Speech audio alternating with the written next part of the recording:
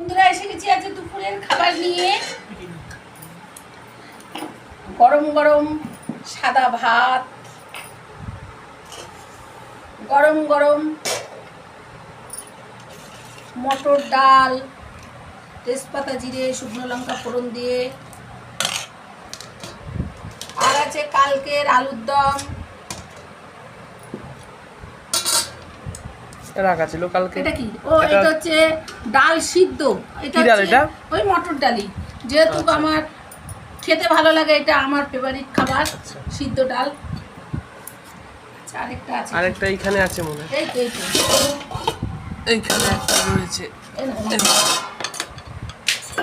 হ্যাঁ এখানে আছে ডালের সাথে আলু ভাজা। এটা হচ্ছে আমার লঙ্কা, অনেক লঙ্কা। আমি এবার বন্ধুরা লঙ্কা ছাড়া ভাত খেতে পারি না। তোমরা কে কে ঝাল খাও আমাকে কমেন্ট করে জানিও। আর এটা কি?